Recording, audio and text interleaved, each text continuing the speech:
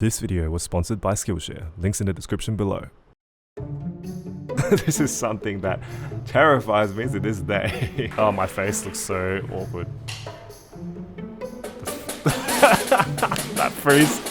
Is this Squid Game? I'm sorry, but you should not post something like this on the internet. The amount of wrong notes here is probably close to 90%! Ooh. Wrong notes. Okay. What? I hope you were completely drunk. Good morning and welcome to another episode of The Studio. My name is Adam. It's time for a special Lunar New Year edition of Roasting Myself. This is Thank you so much to my studio VIPs, Robert Utomo, Bradley Crowley, Sungjoon Han, Scott Rader, Greg Harris, Dean P. Newberger, Retro Percussion, Wendy Tran, and Brendan Williams. Thank you so much for joining the studio VIP team. And today's featured studio artist is Matthew Barkus. Thank you so much for joining the studio artist team. If you'd like to become a studio VIP or a studio artist, you can go to patreon.com/AdamTan or you can click over here. Welcome back to the show once again. Hope you've been well, hope you've been staying safe. Happy Lunar New Year as well if you celebrate it. I was in a roasting mood because usually in Lunar New Year, we all get roasted. But if you're new to my channel, my name is Adam. My channel is a percussion channel. I have this show, The Studio, as well as a whole bunch of performances on this channel, including the recently uploaded cover of Jingsheng Kuang Wu. You can check it out over here. And yeah, if you haven't already, hit that red subscribe button below to keep up my uploads as I upload every single week. And yeah, just a quick update on some things that are happening at the moment. I have my new signature mallets coming very, very soon. Here's 1 second of them. And I'm also organizing my first ever duo recital here in Perth. It's a saxophone and marimba recital called Two Tone, and it's happening on the 25th of March. And I'm going to be uploading more information about it on here. Obviously, I know most of you can't come in person, but I will upload videos from that performance as well. But yes, you might remember in my previous video, 5 things to prepare for 2022, I was talking a lot about roasting and how important it is to be roasted or even be giving the roasting. I think having a feedback loop, not only amongst your peers and your friends, but also amongst yourself is just really important. And I'm not saying that you should obviously be very negative about everything, but more that it's good to just reflect on your progress and seeing how far you've come. I'll give you an example. Here's some comments from my video of Udekrep Akubrad in 2015, an amazing piece, but I feel like my performance was just... well, please never delete this. Perfect example of how not to play this piece. I'm sorry, but you should not post something like this on the internet. The amount of wrong notes here is probably close to 90%. I do not normally write comments, but here is just horrible. There are so many things there learned just wrong. It is our responsibility to at least learn the correct notes written in the score. I hope you were completely drunk. Sorry guys, but this really bad. It's not even funny to watch, just disrespectful. And I have to agree, honestly, it's one of the worst performances I've uploaded on this channel. It's like so bad. And yeah, if you want to see the video of me roasting it on this channel, you can check it out over here. Oh, but yeah, I like to leave those videos there, kind of like as a reminder, not just to myself, but also to people who are finding their progress very difficult or they're feeling disheartened, just to see that there is progress ahead and you can always get better. Like if I had the technique I had 8 years ago, right now, I'd be very disappointed with myself. So I'm really glad that it's not like that. Okay, so on to the first roasting video. Now this video again is from the same performance. You can see in the background that terrible Udekrep Akubrad setup is over there. Oh, but yeah, it's from the same performance in 2015, so 7 years ago, and this is probably one of the stronger performances on the program. That being said, it was also my first attempt of playing Bach like properly, like not just playing it to pass an exam. And this is Violin Partita number 2, D minor. Just like most Bach music, I played this directly off the IMSLP violin sheet music, and I always encourage this practice because it is open source music. I don't really agree with the practice of marimba composers transcribing things like Bach, because especially violin partitas and like cello suites and stuff, they literally transcribe directly onto marimba. You don't need to transpose the key, you don't need to change the clef or anything. So I'm not really sure why marimba composers try to sell these things. It just seems like taking advantage of the situation. That's a discussion topic for another time, otherwise I might get in some composer beef. Anyway, so yeah, I played all of the movements except for the last one, which is the Chaconne, which is by far the hardest, but I think with my current technique base, I could easily play it. I don't think I could have played it with the technique I had back then in 2015, because my 4 mallet technique was shocking. Go.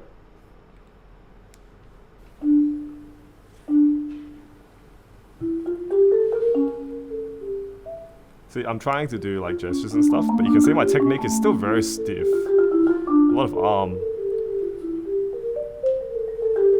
This allemande is still my favorite movement from this partita. Wrong notes. The mallets sound really thin and bad. But look, at least I'm trying to have some dynamic contrast. Some phrasing. Got the bass notes, 5 to 1. I left the snare drum on, so you can hear the snare in the background.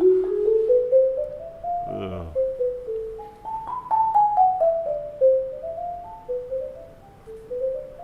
Okay, the accuracy is not bad. It's actually okay. A bit too much of a slowdown. I probably wouldn't do that anymore.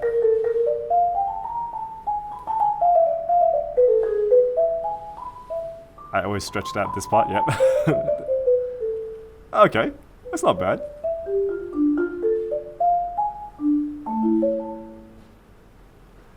I wouldn't arpeggiate it now. I'll probably go dum dum, because that's how a violinist would do it. Not bad. This is like leagues above my Udo Acrobat performance. Oh, that was not bad. The fade in.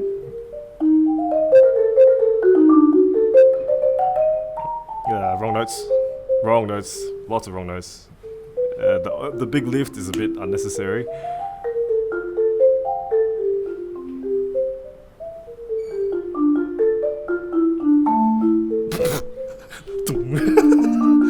So ridiculous. Ugh. With Bach, you gotta get the bass notes right, otherwise it just sounds so trash. Yeah, it's too hard. See, if I had like warmer mallets, I would play so much better. Too fast. Allemande shouldn't be that fast. Okay, not terrible. It's actually quite well rounded. But yeah, some weird parts. Ooh.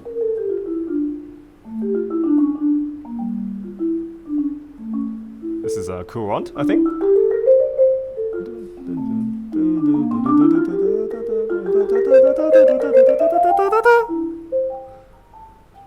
I like this movement. It's fun to play. Ah, wrong notes. Yeah, I was really trying to get that dancey feel with it.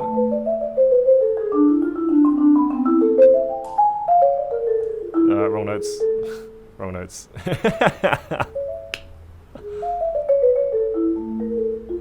But yeah, I'm trying with the phrasing, which is surprising. I haven't watched this for quite a long time. I screwed up this part.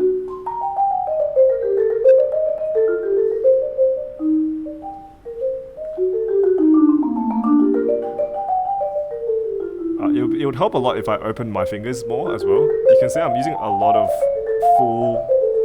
full wrist strokes. Oh, a lot of wrong notes there. A lot of wrong notes.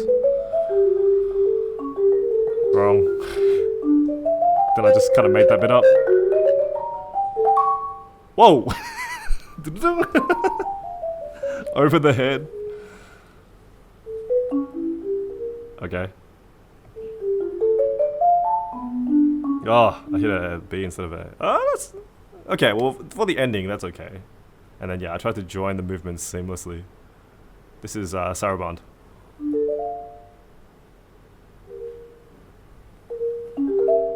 Probably could be a little bit more intense, because sarabande is pretty heavy usually. Ah, that wasn't too bad. If it were me, I'd probably stretch those out a bit more nowadays. Oh, that was pretty cool.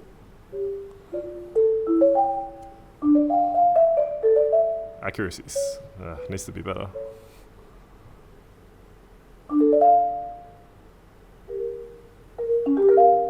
Oh. If it were me, like I said before, all these arpeggiations, I'd probably do them as dun dun instead of da da da dun. It just sounds really weird as da da da dun. Whoa.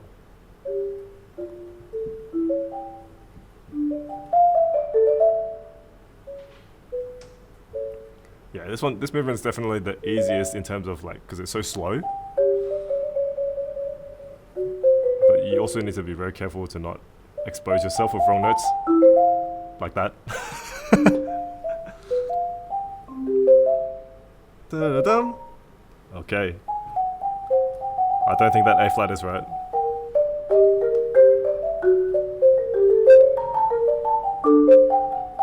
I'm not really sure why I sped up so much. Oh, the right hand octave jump, like a rainbow. You also notice that I'm not breathing at all. You can't hear me breathing at all. That's why all the phrases sound so like weak.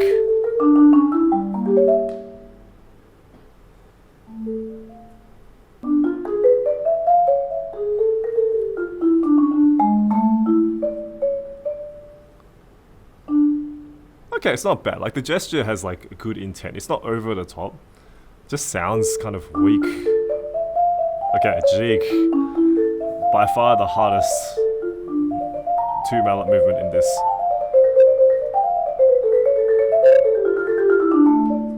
I'm rushing. Wrong notes. Wrong. Rushing. Why am I going so fast?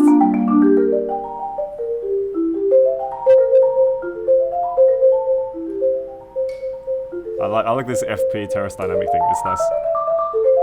But yeah, wrong notes.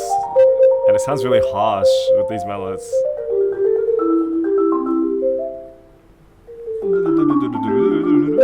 I miss playing this. This movement's fun.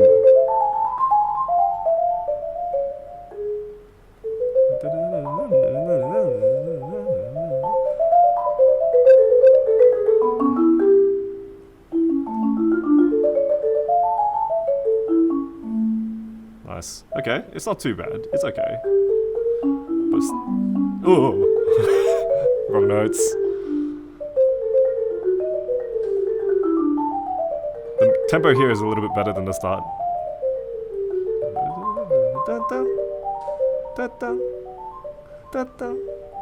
This is my favorite bit. The circle of fifths.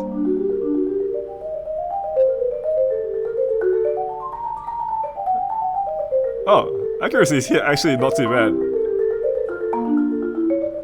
I did practice this one a lot. Dum-dum. Dum-dum. Dum-dum.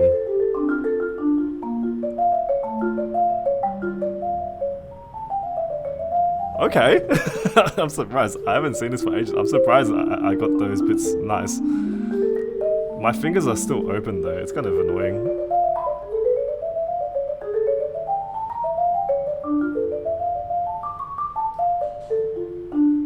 What?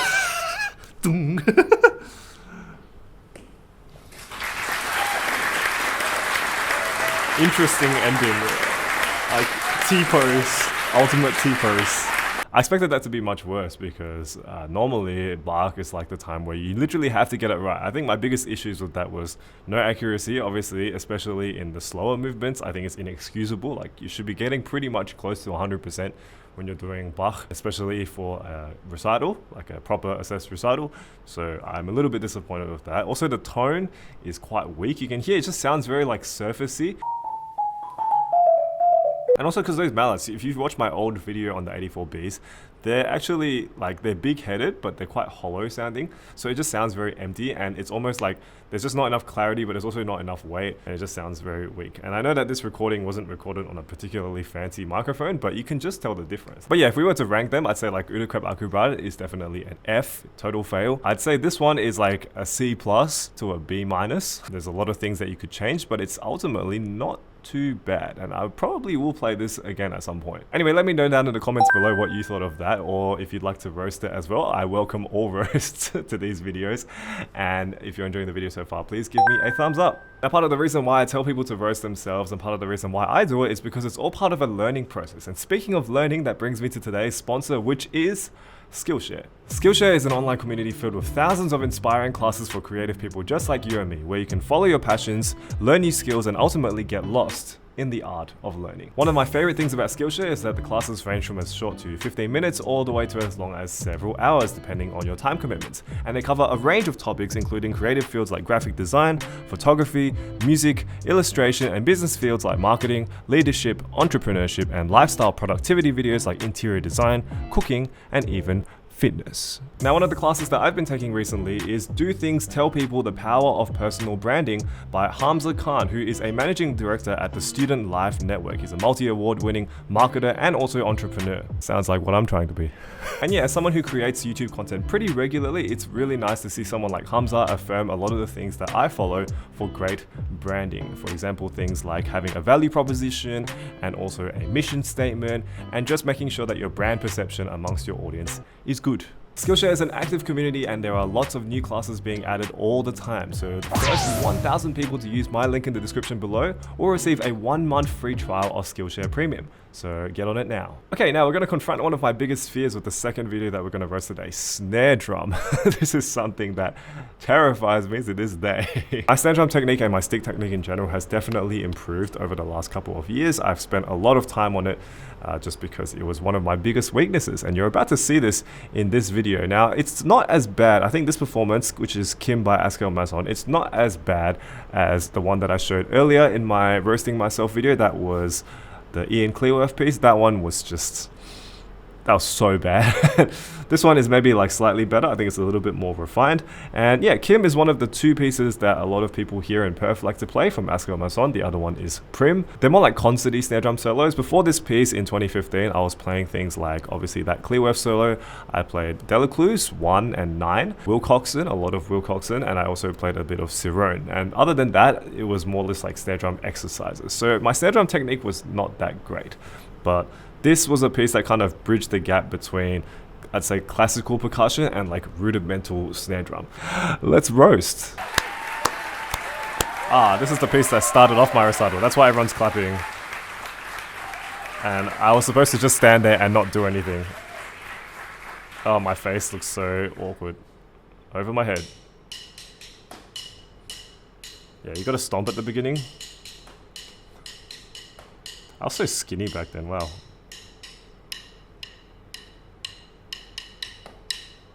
Wow, that conviction though.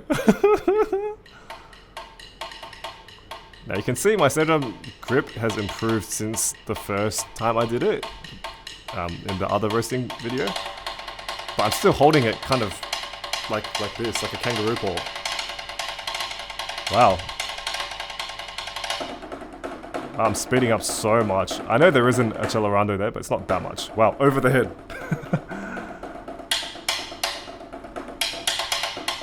I used my worst practice pad for this piece.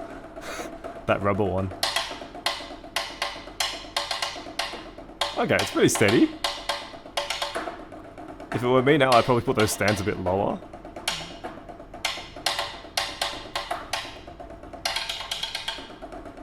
I'm rushing. I'm still rushing. And my shoulders are so tense, you can see. I also look like I'm not having much fun. Alright, here we go. Everybody judge my rolls. Ugh, that's a very dodgy triple stroke. Wow. Over the head.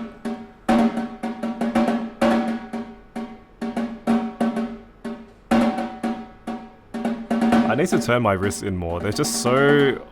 I don't know, it just looks, the thumb is too on top of the stick. It's just weird. Yeah, and I need to use more finger. You can see it's like, it's just like I'm doing a lot of this. Okay.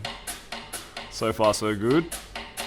I can't remember if I did this under tempo or not. Let me know down in the comments below if you've played this before. Is this the right tempo? That drum sounds surprisingly okay.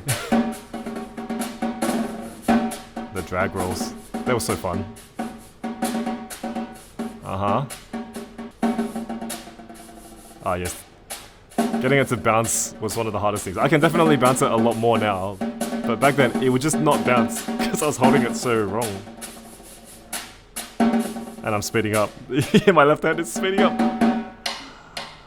Okay, it's not terrible. Whoa, turning it on with some pizzazz.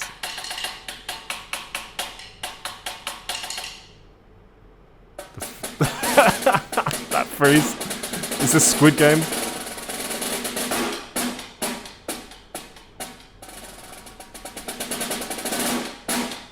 Wow. So much arm. So much arm.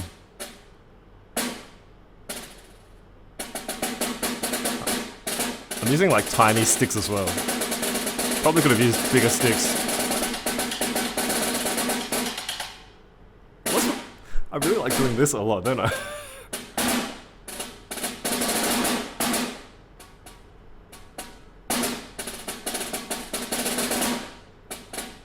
Okay. I'm moving a bit more than I was in the first video, so that's slightly better. And the cross rhythms there. That's a shocking buzz roll. Shocking. Terrible. Alright, we've got dynamic contrast. Yep. Weird buzz roll. Buzz roll's too tight. Little gradual lift.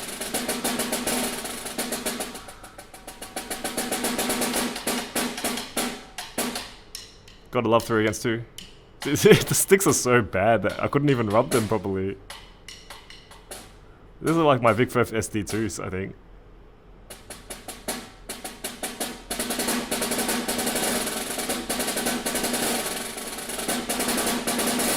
Yeah, my buzzers are too tight. I'm pushing down way too hard.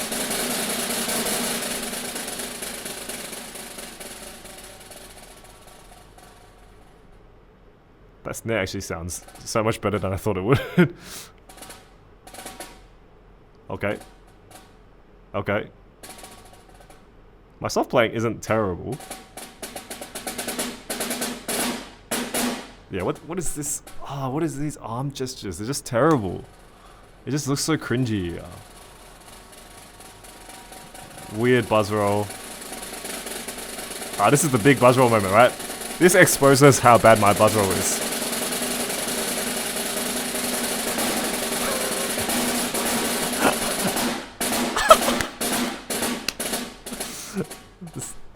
I'll never get sick of my gestures. Uh-huh. Over the head.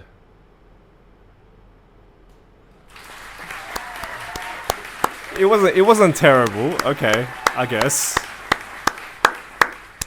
I guess it's much better than the 2014 snare drum video. I'm moving a little bit more.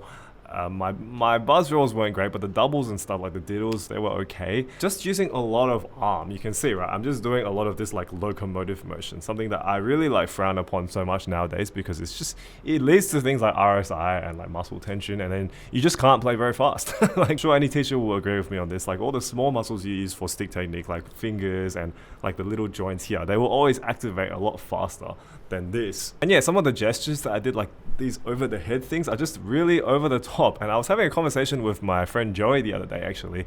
We were talking about how sometimes people, they do these gestures where it's like, it doesn't make sense. Like you're playing a note like this small, but then it goes over your head. It's like, doom.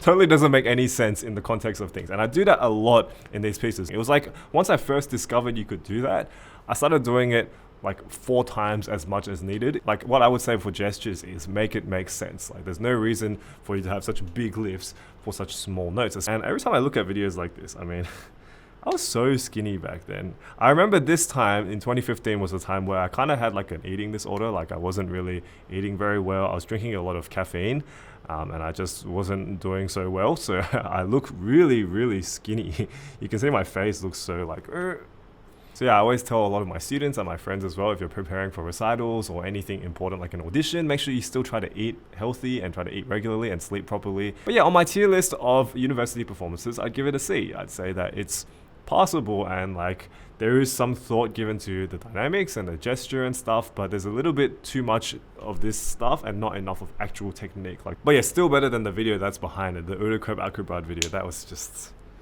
oof. But yeah, let me know down in the comments below what you thought of that performance, and please give me a thumbs up if you enjoyed today's roasting video. And yeah, if you haven't already, hit that red subscribe button below to keep up with my uploads. In addition to roasting and Let's Watch, I've got some really fun videos coming up. I'm actually partnering with an earplug company, you might be able to guess which earplug company, to make a video about hearing protection, because the previous video I made about hearing protection a couple of years ago was actually a bit of a hit. So I'm really excited to do that because I think it's a really important thing for musicians. Thank you so much for watching today's video, and I'll see you next week for another episode of The Studio. Good night.